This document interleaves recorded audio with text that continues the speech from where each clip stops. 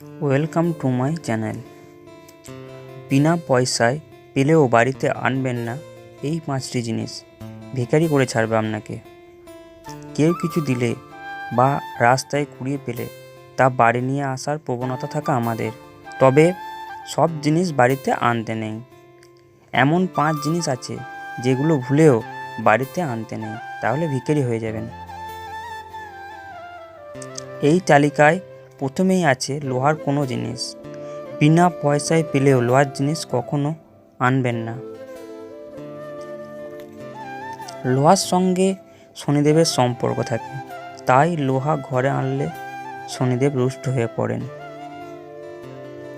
কখনো প্রতিবেশী বাড়ি থেকে তেল আনা বা বিনা পয়সায় দোকান থেকে তেল কেনা উচিত না, তাহলে ভাগ্য খারাপ হতে শুরু করবে।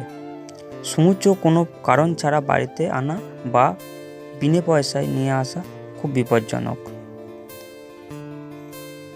সুচ বাড়িতে আনলে পারস্পরিক কলহ তৈরি হয়, পারস্পরিক বিবাদ বাঁধে।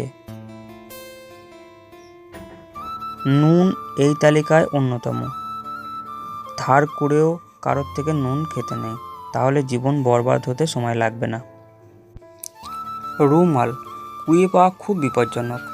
নিজের রুমাল হারানো উচিত নয়, এতে জীবনে অমঙ্গল আসে, ধার দেনা হয়ে যায়।